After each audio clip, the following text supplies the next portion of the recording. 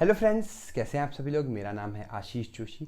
आज की वीडियो में हम बात करेंगे हमारी यूनिट फर्स्ट का आखिरी टॉपिक, जिसका नाम है स्टीरियो केमिस्ट्री, जिसका नाम है आइसोमेरिज्म। स्टीरियो केमिस्ट्री के अंदर ही आता है आइसोमेरिज्म।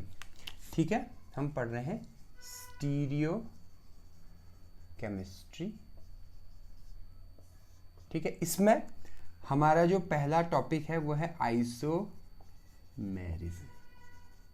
ठीक है, अब ध्यान से समझिएगा, ये आखिरी टॉपिक है। आज हमारी यूनिट फर्स्ट कंप्लीट हो जाएगी। ठीक है, आई होप आपको आज तक के जितने हमने टॉपिक पढ़े हैं वो समझ आए होंगे। बहुत लोग मुझे मैसेज कर रहे हैं कि भाई सर IUPAC जल्दी करवा दो। देखो, जल्दी मैं नहीं करवाता हूँ। अगर आपको जल्दी करना है तो बहुत सारे और यूट्यूब चैनल हैं, आप वहाँ भी जा सकते हैं। मेरा जो लेक्चर होता है ना, वो पूरी क्लास है। मैं ऐसे नहीं करता कि 5 मिनट का या 3 मिनट का वीडियो बना लो और उसमें फटाफट ख़त्म कर दो। वो मेरी टेंडेंसी नहीं है। अगर आपको वैसी वीडियोस देखनी है तो आप देख सकते हैं। ठीक है, लेकिन मेरी जो वीडियोस होगी वो पूरे कंसेप्ट हैं। फिर कंसेप्ट क्लियर होगा तो आपको, अगर कंसेप्ट क्लियर करना है तो थोड़ा टाइम तो आपको देना पड़ेगा। ठीक है, अब आइसोमेरिज्म क्या होता है, देखिए ध्यान से समझिएगा। बहुत ही इंपॉर्टेंट टॉपिक है ये, बहुत ही इंपॉर्टेंट टॉपिक होने वाला है आपके सिलेबस में। सिर्फ और सिर्फ स्ट्रक्चरल आइसोमेरिज्म है, तो हम सिर्फ स्ट्रक्चरल आइसोमेरिज्म को ही टच करेंगे। ठीक है, क्योंकि अब IUPAC भी आपके उसमें क्या था, एक आपका सिर्फ एलिफेटिक का था और उसमें भी कार्बोक्सिलिक एसिड COOH वाला ही है सिलेबस में आपके। लेकिन हमने IUPAC को पूरा पढ़ा है क्योंकि वो बहुत इंपॉर्टेंट, वो आगे चल के आपके काम आएगा। इसमें क्या है, स्टीरियो केमिस्ट्री बहुत बड़ा टॉपिक है और ये आगे भी आप 2-3 बार पढ़ोगे। ठीक है, आइसोमेरिज्म अब आप कभी नहीं पढ़ोगे पूरे बी फार्म में, इसलिए मैंने उसको ढंग से एक बार खत्म कर दिया है। अब देखिए आइसोमेरिज्म क्या है। जब आपका मॉलिक्यूलर फॉर्मूला, जिसका दो ऐसे कंपाउंड, एक कंपाउंड है A, एक कंपाउंड है B, इन दोनों का जो मॉलिक्यूलर फॉर्मूला है, इसका भी जो मॉलिक्यूलर फॉर्मूला है वो क्या होगा, अगर वो सेम होगा, इक्वल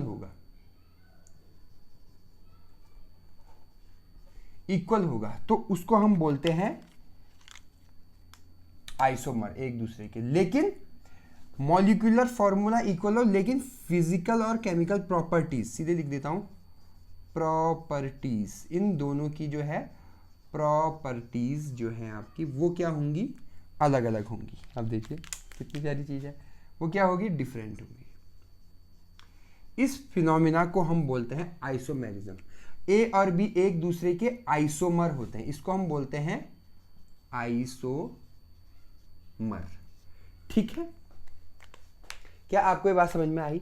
बहुत सारे एग्जाम्पल हैं, अभी हम एग्जाम्पल पे भी फोकस करेंगे। जैसे खैर पहले हम पूरा पढ़ लेते हैं, उसके बाद हम एग्जाम्पल देखते रहेंगे साथ के साथ। ठीक है, आइसोमेरिज्म क्या है, आइसोमेरिज्म एक फिनोमिना है जिसके अंदर क्या होता है, अगर कोई भी दो कंपाउंड का, कोई भी दो कंपाउंड्स के अगर मॉलिक्यूलर फॉर्मूला सेम होंगे लेकिन फिजिकल और केमिकल प्रॉपर्टीज अलग अलग होंगी, तो उसे हम बोलते हैं क्या, बोलो भाई, उसे हम बोलते हैं आइसोमर, और उस फिनोमिना को हम बोलते हैं आइसोमेरिज्म। ठीक है, अब ये आइसोमेरिज्म जो होते हैं ये दो टाइप के होते हैं, स्टीरियो केमिस्ट्री के अंदर है, लेकिन मेन टॉपिक है इसका आइसोमेरिज्म। ठीक है, जो मेन टॉपिक है वो है आइसोमेरिज्म। दो टाइप के होते हैं, पहला होता है आपका स्ट्रक्चरल आइसोमेरिज्म,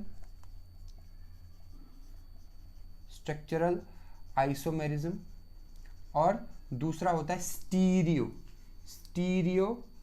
आइसोमेरिज्म। अभी जो स्टीरियो केमिस्ट्री है वो यहां से आई है, स्टीरियो आइसोमेरिज्म, लेकिन ये हमको नहीं पढ़ना है। हमको सिर्फ इस जो सिलेबस में है सिर्फ स्ट्रक्चरल आइसोमेरिज्म ही पढ़ना है। देखिए, स्ट्रक्चरल आइसोमेरिज्म नाम से ही पता लग रहा है, अगर किसी कंपाउंड के स्ट्रक्चर सेम है, लेकिन अगर किसी कंपाउंड के फॉर्मूले सेम है, मॉलिक्यूलर फॉर्मूला सेम है, लेकिन उन दोनों का स्ट्रक्चर अलग अलग है, फॉर्मूला सेम है, तो इनको हम बोलेंगे स्ट्रक्चरल आइसोमेरिज्म। क्या आपको ये बात समझ में आई। नाम से पता लग रहा है, मॉलिक्यूलर फॉर्मूला सेम होगा, स्ट्रक्चर अलग अलग होगा, उसे हम बोलेंगे स्ट्रक्चरल आइसोमेरिज्म। ठीक है, ये 5 टाइप के होते हैं, वैसे तो 6 होते हैं लेकिन हम 5 पढ़ेंगे। पहला है चेन आइसोमेरिज्म या स्केलेटल आइसोमेरिज्म। दूसरा होता है पोजीशन पोजीशन आइसोमेरिज्म, ठीक है। तीसरा होता है फंक्शनल आइसोमेरिज्म। चौथा होता है मेटामेरिज्म, और पांचवा होता है टॉटोमेरिज्म। क्या ये सब समझ में आया?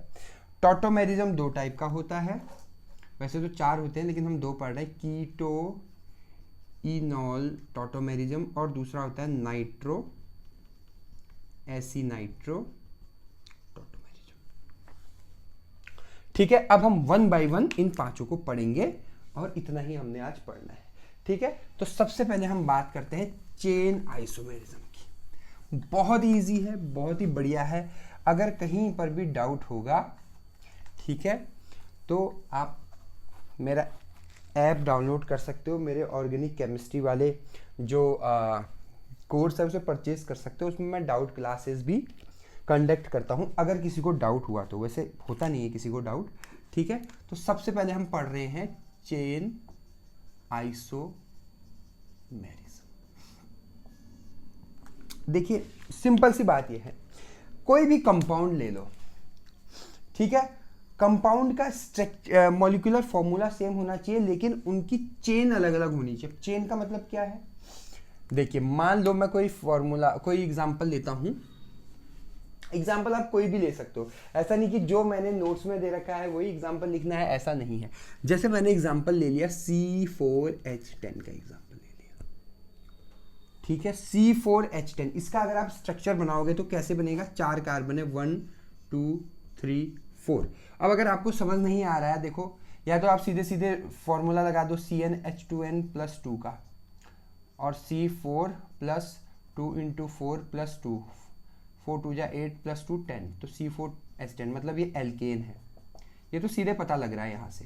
लेकिन कभी कभी क्या होता है, कुछ कंपाउंड जो कॉम्प्लिकेटेड होते हैं तो उसमें आपको क्या करना है, सब में हाइड्रोजन बना दो। 1 2 3 1 2 3 4 5 6 7 8 9 और 10, ये तो भाई पूरे हो गए। तो ये तो इसका फॉर्मूला इजी है।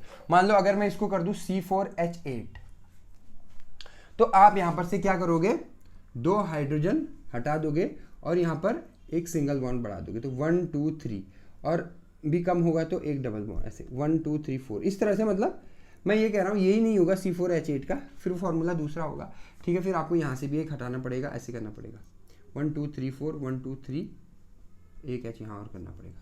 ये देखो अब 1 2 3 4 5 6 7 8, तो ये क्या हो जाएगा, प्रोपीन, मेथड पर ब्यूटीन, ये एल्कीन हो जाएगा। लेकिन अभी हम पढ़ रहे हैं C4H10, अभी हम पढ़ रहे हैं C4H10। करो भाई C4H10, C4H10।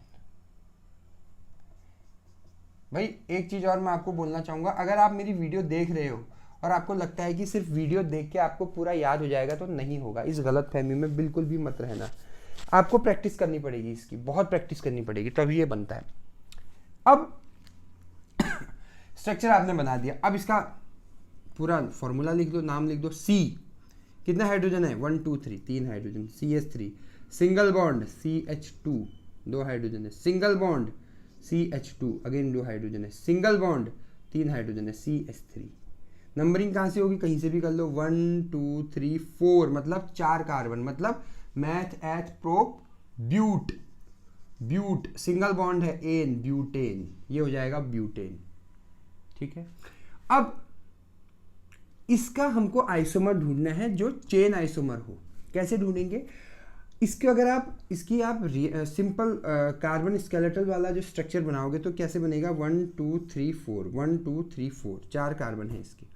अब ये तो एक सिंगल स्ट्रेट चेन है, इसमें कहीं ब्रांच वगैरह नहीं है। लेकिन अगर मैं इस डंडे को उठा के यहां लगा दूं ऊपर, ऐसे ऐसे अगर मैं कर दूं इसे, तो क्या इसकी ब्रांच चेंज हो जाएगी? इसमें एक ब्रांच लग जाएगी, इसका जो चेन है या स्केलेटल है वो चेंज हो जाएगा। पहले कैसा था, पहले ऐसा था, अब ये ऐसा हो गया है। तो ये एग्जांपल हो जाएगा आपका चेन आइसोमेरिज्म का। अब ये ऐसे हम कैसे करेंगे, ध्यान से समझना। अगर इसको हटा के मैं इधर लगा दूं कहीं पर, कैसे, देखिए CH3 CH, इधर मैं लगा रहा हूं CH2, इधर मैं लगा रहा हूँ CH3, तो ये क्या हो जाएगा 1 2, लेकिन कार्बन तो 4 है, CH3। अभी मैं आपको अनुमान बता रहा हूँ कि हमें कैसे करना है करके, इसको हटा दीजिए आप यहाँ से। अब वैलेंसी देख लीजिए इसकी, 3 1 4 1 2 3, यहाँ पर क्या है 4 है, देखो क्योंकि ये हाइड्रोजन इसके साथ अटैच ना, ऐसे है ये, तो 1 2 3 4 तो पूरा है, ठीक है। इसको आप ऊपर भी लिख सकते हो, इसको आप यहाँ भी लिख सकते हो, इसमें कंफ्यूज मत होना। 3 1 4 3, ठीक है, ये पूरा सेटिस्फाइड है। अगर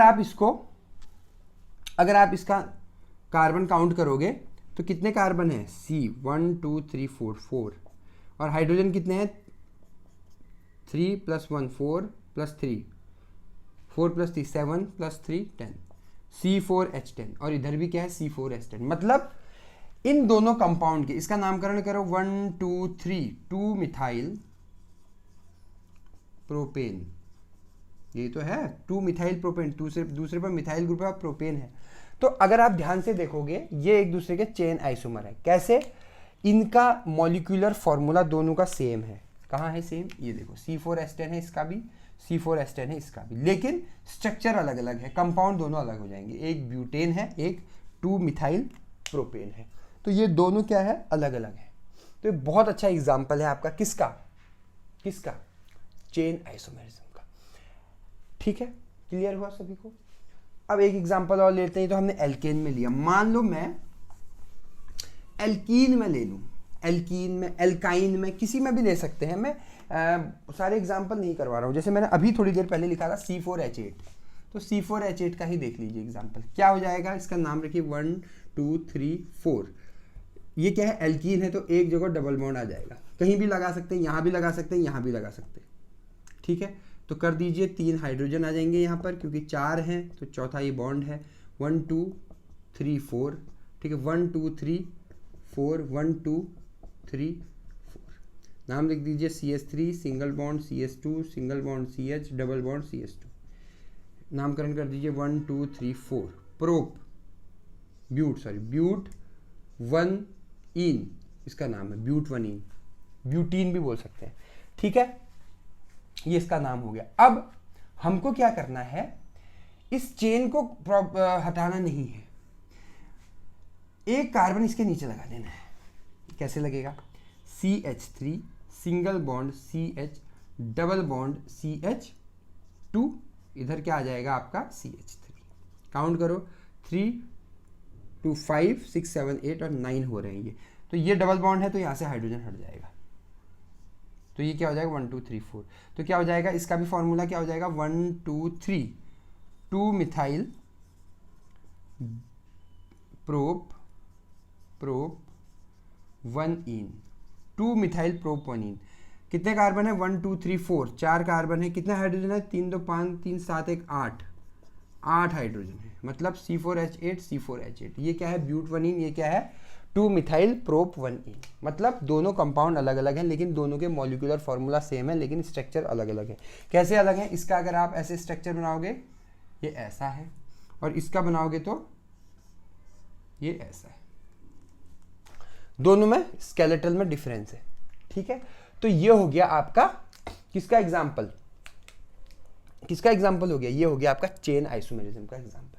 अब ऐसा नहीं कि इसके 2 ही आइसोमर होते हैं, इसके बहुत सारे आइसोमर होते हैं, एक आइसोमर होते हैं, ऐसा नहीं है, बहुत सारे आइसोमर होते हैं, ठीक है।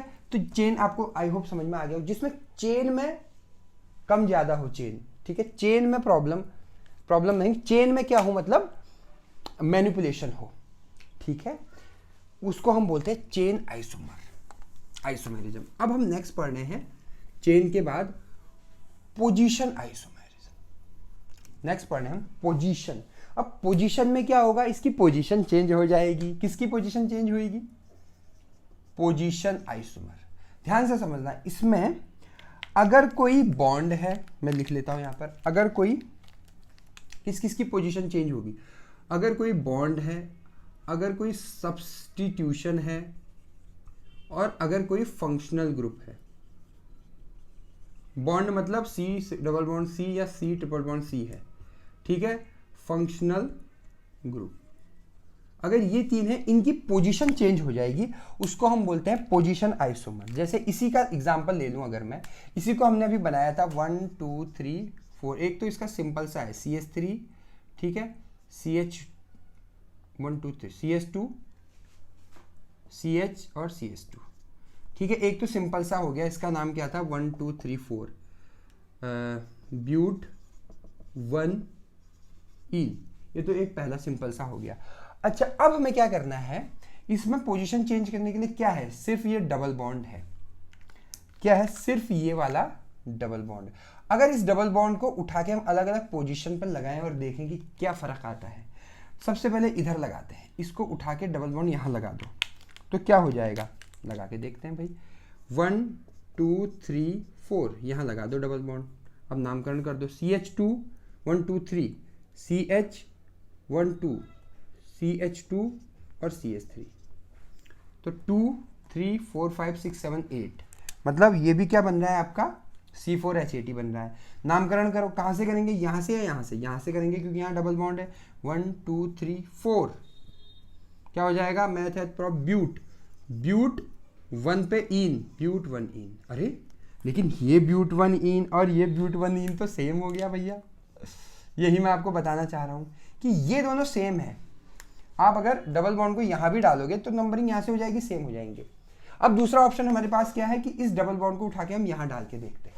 ये तो नहीं बन पाएगा क्योंकि दोनों सेम ही है, ठीक है, स्ट्रक्चर अलग अलग है लेकिन नाम तो सेम है ना।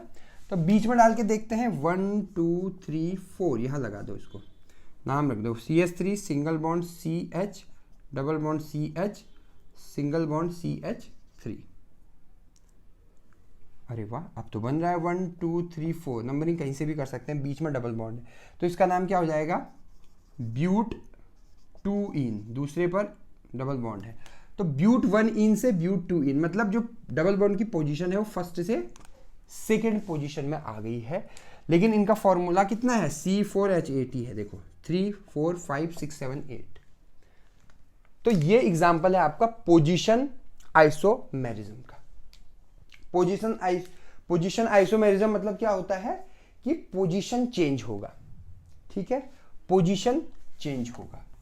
अब ये पोजीशन किसी और का भी हो सकता है, मान लो चलो एक ग्रुप वाला कर लेते हैं, ठीक है, एक ग्रुप वाला हम कर लेते हैं। जैसे हमने ले लिया C3H7OH, C3H7OH बनाओ भाई, C3 1 2 3 H7, सब में H चढ़ा दो, 1 2 3 4 5 6 7 और 8, सब में H चढ़ा दिया।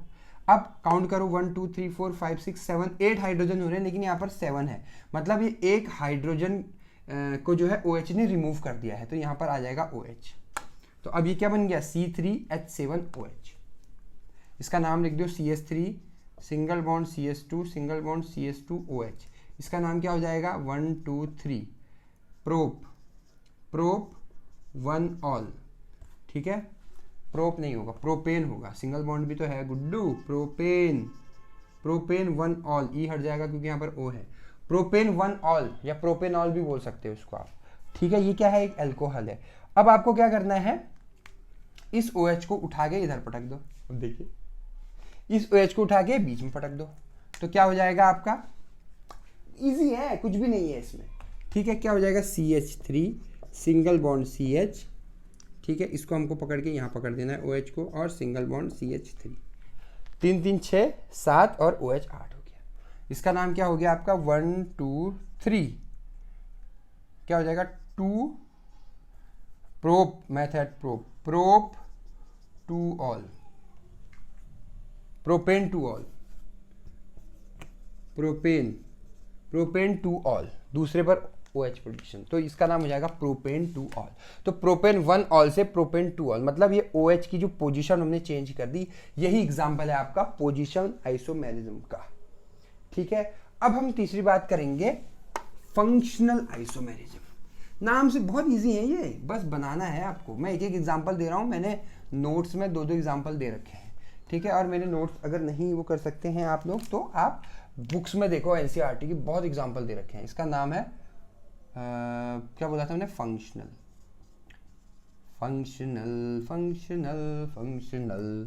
ठीक है। इसमें क्या होगा, फंक्शनल ग्रुप ही चेंज हो जाएगा। नाम से पता लग रहा है ना, चेन में क्या हो रहा था, चेन चेंज हो रही थी। ठीक है, मान लो चेन ऐसी है, इतनी बड़ी चेन है, इसको चेंज करके इतना ही कर देते हैं हम, इस तरह से। ठीक है, कार्बन सेम है, 1 2 3 4 5 6 7 8, 1 2 3 4 5 6 7 7 8, 1 2 3 4 5 6 7 8, इस तरह से। ठीक है, उसके बाद दूसरा हमने पढ़ा पोजीशन आइसोमर। जहां पर डबल बॉन्ड है वहां की पोजीशन हटा दो। जैसे ये है कोई कंपाउंड, इसकी पोजीशन हटा 1 2 3 4 5, यहाँ रख दो, यहाँ से यहाँ कर दो। ये पोजीशन आइसोमेरिज्म का एग्जांपल है। उसके बाद तीसरा है फंक्शनल। फंक्शनल में क्या है, अगर कोई फंक्शनल ग्रुप है उसको चेंज कर दो, फंक्शनल ग्रुप को ही चेंज करना है। देखो यहाँ पर कंफ्यूज मत हो ना, हम पोजीशन आइसोमेरिज्म में फंक्शनल ग्रुप की पोजीशन को चेंज कर रहे थे, फंक्शनल आइसोमेरिज्म में हम फंक्शनल ग्रुप को ही चेंज कर देंगे। एग्जाम्पल देखो, एग्जाम्पल से समझ में आ जाएगा। जैसे एक एग्जाम्पल है C2H6O, C2H6O। ठीक है, अब C2H6O को अगर आप बनाओगे तो कैसे बनाओगे, 1 2, सब में हाइड्रोजन चला दो, 1 2 3 4 5 6। ठीक है, 1 2 3 4 5 6। अब आपको क्या करना है, 6 तो है ही यहाँ पर, लेकिन O भी है।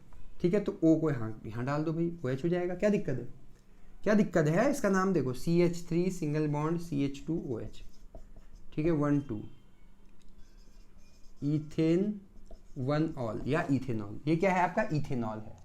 ठीक है, अब इसमें कौन सा फंक्शनल ग्रुप है, ऑल, अल्कोहल है। इस फंक्शनल ग्रुप को चेंज कर दो। कैसे चेंज कर दो, अब एक्चुअली इसका क्या है ना, इसका कोई हार्ड एंड फास्ट लॉजिक नहीं है, थोड़ा हार्ड एंड फास्ट रूल नहीं है कि ऐसा करना है ऐसा करना है, इसमें आप दिमाग लगाना पड़ेगा। ठीक है, OH से अगर आप इसको क्या कर दो, ईथर बना दो, ROR कर दो इसको। कैसे, O को बीच में डाल दो, इसको क्या कर दो, ऐसे कर दो, H H H H H और H। अभी भी तो सेम ही रहा ना, 2 कार्बन 6 हाइड्रोजन और 1 ऑक्सीजन, C2H6O। यहाँ पर भी देखो C2H6O। ठीक है, इसको लिखो CH3O CH3, नाम कर दो इसका। ये OCH3 क्या है, पूरा एक ग्रुप है। कौन सा ग्रुप है, मिथॉक्सी ग्रुप है। तो इसका नाम क्या हो जाएगा, इसका नाम क्या हो जाएगा, मिथॉक्सी मीथेन। ठीक है, लिख दो मिथॉक्सी मीथेन। तो इथेन 1 ऑल से बन रहा है मिथॉक्सी मीथेन, चेंज हो रहा है, फंक्शनल ग्रुप चेंज हो रहा है। कौन सा फंक्शनल ग्रुप चेंज हो रहा है, अल्कोहल। किस में चेंज हो रहा है, ईथर में। तो ये एग्जांपल है आपका फंक्शनल आइसोमेरिज्म का। ठीक है, क्या ये बात सबको समझ में आई, बहुत गर्मी है। ठीक है, नेक्स्ट है आपका फंक्शनल के बाद है आपका मेटामेरिज्म। ठीक है, और फिर टॉटोमेरिज्म, बहुत इंपॉर्टेंट है मेटामेरिज्म। मेटामेरिज्म क्या होता है, मेटामेरिज्म, देखो मेटामेरिज्म कुछ नहीं है, जब आप नॉन टर्मिनल फंक्शनल ग्रुप से चेंज करते हो चीजों को। किससे करते हो, क्या बोला मैंने, नॉन टर्मिनल फंक्शनल ग्रुप। अब नॉन टर्मिनल फंक्शनल ग्रुप क्या होते हैं भैया, सिंपल सा है भाई, नॉन टर्मिनल। एक तो होता है टर्मिनल फंक्शनल ग्रुप, टर्मिनल पे लगे रहते हैं, जैसे CHO पे के बाद आपने कभी भी कोई कंपाउंड नहीं देखा होगा, मतलब जिसके कार्बन एक ही साइड लगे रहते हैं। यहाँ पर आप लगा दो, यहाँ लगा दो, यहाँ लगा दो, यहाँ लगा दो, लेकिन इस साइड नहीं लगा सकते। तो ये टर्मिनल फंक्शनल ग्रुप है। अब इसका एग्जाम्पल अब कीटोन कर लें या ईथर कर लें, तो वो बीच में लगे रहते हैं, ये देखो। ठीक है, इसके इधर भी कार्बन है, इसके इधर भी कार्बन है और इधर भी कार्बन है। तो जिसके दोनों तरफ कार्बन होते हैं उनको हम बोलते हैं नॉन टर्मिनल, इनका कोई टर्मिनल नहीं है, नॉन टर्मिनल फंक्शनल ग्रुप है। तो जब हम नॉन टर्मिनल फंक्शनल ग्रुप की हेल्प से जो है आइसोमेरिज्म क्रिएट करते हैं तो उसको हम बोलते हैं मेटामेरिज्म। जैसे एक एग्जांपल लिखिए मेटामेरिज्म का, सिंपल सा एग्जांपल है C4H10O। ठीक है, C4H10O, C4H10O। ठीक है, अब अब इसमें हम इसका स्ट्रक्चर बनाएंगे, ये अल्कोहल भी है लेकिन हम अल्कोहल नहीं बना सकते क्योंकि हमको नॉन टर्मिनल चाहिए। तो हम इसका ईथर बना सकते हैं, ईथर को आप बीच में डाल सकते हैं। कैसे डालेंगे? सिंपल सा है, CH3 CH2 4 है ना, O CH2 CH3, कितने हाइड्रोजन है? 1 2 3 4 5 6 7 8 9 10। इसका नाम लिखिए CH3 single bond CH2 O CH2 CH3। Simple सा नाम है 1 2 1 2। क्या हो जाएगा?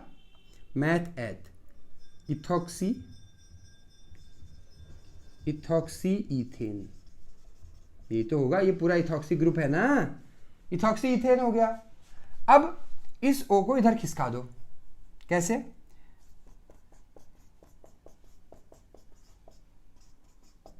कर दो 1 2 3 4 5 6 7 8 9 10। अब इसका नाम लिख दो CH3 CH2 CH2 CH3। इसका नाम क्या हो जाएगा? सॉरी, O CH3, वो भी तो है ये। इसका नाम क्या हो जाएगा? 1 2 3। ठीक है, 1 2 3 बोले तो 1 2 3 बोले तो प्रोप, मिथॉक्सी प्रोपेन, ये मिथॉक्सी ग्रुप है ना, तो इसका नाम हो जाएगा मिथॉक्सी प्रोपेन। तो ये इथॉक्सी इथेन से मिथॉक्सी प्रोपेन पे पहुंच गया है। ठीक है, क्लियर हो गया सभी को? यह है आपका मेटामेरिज्म का एग्जाम्पल। अच्छा, इसमें एक एग्जाम्पल और दे देते हैं। हमेशा ईथर नहीं बनाना आपको कुछ भी बनाना है। जैसे आप कीटोन भी बना सकते हो, क्योंकि कीटोन भी क्या है? नॉन टर्मिनल है। कीटोन का फॉर्मूला क्या होता है? ROR डैश होता है ना, RCOR डैश होता है ना। ईथर का होता है ROR डैश। ठीक है, तो इसमें भी देखो, इधर भी टर्मिनल, इधर भी कार्बन है, इधर भी कार्बन है, तो ये भी नॉन टर्मिनल है। ठीक है, एक एग्जाम्पल जैसे मैं देता हूँ, C5H10O है, जैसे फॉर एग्जाम्पल C5H10O। इसको अगर आप करोगे तो क्या हो जाएगा? CH3 CH2 C double bond O CH2 CH3, 5 5 10 हो गया। नंबरिंग कहीं से भी कर दो, 1 2 3 4 5 पेंटेन 3 ओन। और दूसरे में इसको इधर खिसका दो, CH3 CH2 CH2 C double bond O CH3, 1 2 3 4 5 कर दो, क्या हो जाएगा? Pentane 2 own. एक बार हो गया पेंटेन 3 ओन, एक बार हो गया पेंटेन 2 ओन, बन गया आपका है, सिंपल एज दैट। दिक्कत क्या है? कोई दिक्कत नहीं है, बहुत इजी है। ठीक है, तो अब ये बस नॉन टर्मिनल ही होना चाहिए। देखो, ये भी नॉन टर्मिनल है, ये भी नॉन टर्मिनल है, दोनों तरफ कार्बन है, इधर भी कार्बन, इधर भी, इसमें भी इधर भी कार्बन, इधर भी कार्बन। ठीक है, तो नॉन टर्मिनल ग्रुप से हम अलग अलग करेंगे। ये हो गया आपका मेटामेरिज्म। उसके बाद है आपका इम्पोर्टेंट भी है और इजी भी है, वो है टॉटोमेरिज्म। ठीक है, वो है टॉटोमेरिज्म। टॉटोमेरिज्म में क्या होता है? सिंपल सी बात है, देखो, बहुत कॉम्प्लिकेटेड किया हुआ है लोगों ने टॉटोमेरिज्म को। कुछ नहीं है टॉटोमेरिज्म, अल्फा हाइड्रोजन ये वो सब कुछ नहीं। एक चीज बताता हूँ सिंपल सा। ठीक है, टॉटोमेरिज्म में क्या होता है? कुछ नहीं होता है, ऑसिलेशन होता है। ऑसिलेशन मतलब पेंडुलम की तरह ऐसे किस किस के बीच में होता है? 1-3 माइग्रेशन होता है। 1-3 माइग्रेशन होता है किसका? Of hydrogen. 1-3 माइग्रेशन होता है किसका? हाइड्रोजन का। मतलब पहले से तीसरे पोजीशन पे हाइड्रोजन का माइग्रेशन होता है। ठीक है, इसकी कुछ कंडीशन होती है। कंडीशन क्या कंडीशन होती है इसकी? कंडीशन ऐसी होनी चाहिए, एक्स, या ऐसे मत समझो इसको, चलो ऐसे ही बताता हूँ, एक्स या ए, कुछ मान लो, A single bond B double bond C, ऐसी कंडीशन होनी चाहिए। अगर ऐसी कंडीशन है और इसमें जो ए है उसमें क्या है? हाइड्रोजन प्रेजेंट है, मतलब टोटली हाइड्रोजन नहीं है, हाइड्रोजन इसमें प्रेजेंट है। बी कुछ भी हो सकता है, डबल बॉन्ड, और जो सी है उसमें 4 चीजें हैं, कार्बन, ऑक्सीजन, नाइट्रोजन और सल्फर। कॉन्स करके याद कर सकते हो। अगर ऐसी सिचुएशन है तो 1-3 माइग्रेशन हो जाएगा। 1-3 माइग्रेशन कैसे होगा? इसकी नंबरिंग कर दो, 1 2 3, तो 1-3 हाइड्रोजन का माइग्रेशन हो जाएगा। इसमें जो हाइड्रोजन है वो उछल के इसके पास चले जाएगा, तीसरी पोजीशन के पास यहाँ आ जाएगा और ये बॉन्ड ब्रेक होके यहाँ चला जाएगा। ठीक है, ये कंडीशन अगर होती है तो इसको हम बोलते हैं टॉटोमेरिज्म। ठीक है, जैसे फॉर एग्जांपल कोई भी ले लो, जैसे हमने एक कोई कंपाउंड ले लिया CH3COCH3, ठीक है, CH3COCH3। अब इसमें देखो क्या ये कंडीशन बन रही है, A single bond B double bond H C की, बिल्कुल बन रही है। कहाँ पर बन रही है, कहाँ पर बन रही है, यहाँ पर बन रही है, ए बी सी। नंबरिंग कर दो 1 2 3। अभी 1 2 3 नहीं करेंगे हम, क्योंकि हम नॉमेनक्लेचर थोड़ी कर रहे हैं, हम तो अभी टॉटोमेरिज्म कर रहे हैं। तो इसके 3 हाइड्रोजन है, इसमें से एक हाइड्रोजन उखड़ के यहाँ चला जाएगा और ये बॉन्ड यहाँ से ब्रेक होके ये इधर आ जाएगा। ठीक है, तो एक हाइड्रोजन उखड़ के इधर चला गया तो क्या होगा भाई, इसको आप ऐसे भी समझ सकते हो ना, ये देखो H H H C double bond O C H H H, ये एक हाइड्रोजन उखड़ के यहाँ चला गया, ये डबल बॉन्ड यहाँ आ गया, तो क्या हो जाएगा यहाँ पर CH2, एक हाइड्रोजन इधर चला गया, डबल बॉन्ड इधर आ गया, C single bond OH double bond CH3। तो ये जो है आपका, ये क्या है, टॉटोमेरिज्म का एग्जाम्पल है। और ये कौन सा टॉटोमेरिज्म है, इसको ध्यान से देखना, ये क्या है आपका, ये है कीटोन, तो कीटो फॉर्म है। और ये क्या है, इनॉल। इनॉल कैसे है, इनॉल मतलब en plus ol, enol double bond plus OH group, enol है, देखो डबल बॉन्ड भी है OH ग्रुप भी है, तो ये है आपका इनॉल। तो इसको हम बोलते हैं कीटो इनॉल टॉटोमेरिज्म, इसको हम बोलते हैं कीटो इनॉल टॉटोमेरिज्म। ठीक है, इसमें एल्डिहाइड भी हो सकता है, जरूरी नहीं है कीटोन हो। कीटो इनॉल टॉटोमेरिज्म में एल्डिहाइड भी हो सकता है। ठीक है, उसको भी हम कीटो में ही आते हैं। जैसे सिंपल सा एल्डिहाइड ले लो CH3CHO, इसमें कर लो टॉटोमेरिज्म। कैसे करोगे, CH3 single bond C double bond OH, इसको ऐसे भी लिख सकते हैं, बना दो ABC, हाइड्रोजन जस्ट शिफ्ट कर दो। ठीक है, 1 3 माइग्रेशन हो जाएगा, माइग्रेशन हो जाएगा। ठीक है, करो फिर CH2 double bond C single bond OH single bond CH3, ये हो सॉरी सिंगल बॉन्ड H, ये हो गया H है ना, H। ठीक है, ये हो गया कीटो फॉर्म, कीटो मतलब एल्डिहाइड है, और ये इनॉल form double bond OH इनॉल form. तो ये हो गया कीटो इनॉल टॉटोमेरिज्म। अब दूसरा और आखिरी है इसमें नाइट्रो एसिनाइट्रो टॉटोमेरिज्म। देखो नाइट्रो एसिनाइट्रो में नाइट्रो होना चाहिए। ठीक है, नाइट्रो, जैसे फॉर एग्जांपल CH3CH2NO2, इसका अगर हमें करना है, ठीक है, कैसे करेंगे, अब यहां पर आपको ना NO2 के बारे में थोड़ा पता होना चाहिए। NO2 कैसे रहता है, NO2 हमेशा इस फॉर्म में रहता है। ठीक है, ये याद कर लो आप। अब कुछ लोग बोलेंगे भाई कैसे रहता है, इसको बताओ। लुईस स्ट्रक्चर बना लो इसका, बहुत इजी है लुईस स्ट्रक्चर। कैसे बनाओगे, ध्यान से समझना। ये नाइट्रोजन है, ये ऑक्सीजन है। ठीक है, नाइट्रोजन का मॉलिक्यूलर नंबर कितना होता है, 7। नाइट्रोजन का 7 ही तो होता है, 2 और 5। ऑक्सीजन का कितना होता है, 8, 2 और 6, मतलब 5 और 6 कर दो इसमें, इधर कर दो 5, 1 2 3 4 5, और इधर कर दो 6, 1 2 3 4 5 6, 1 2 3 4 5 6। क्या दिख पा रहा है प्रॉपर, बहुत बढ़िया। अब आपको क्या करना है, अगर आप देखोगे तो इसका ऑक्टेट पूरा करना होता है। इसका तो ऑक्टेट पूरा हो गया ऑक्सीजन का, कैसे, ये देखिए, ये देखो, अगर ऑक्सीजन का ऑक्टेट तो अपना बढ़िया से पूरा हो गया, इधर भी पूरा हो गया, लेकिन नाइट्रोजन की ये वैलेंसी बच रही है इसमें। ठीक है, तो इसमें 2 चीजें होंगी। पहली चीज क्या होगी आपकी, पहली चीज क्या होगी, ये वाला जो ऑक्सीजन है ये यहाँ के इनको यहाँ भेज देगा। ठीक है, तो जैसे ही ये उछल के इधर आ जाएंगे, ये उछल के इधर आ जाएंगे। ठीक है, जैसे ये उछल के इधर आ जाएंगे तो नाइट्रोजन और ऑक्सीजन के बीच में डबल बॉन्ड आ जाएगा। मतलब ये कैसा हो जाएगा, ये क्या हो जाएगा आपका, और इन दोनों के बीच में सिंगल बॉन्ड आ जाएगा, N double bond O single bond O।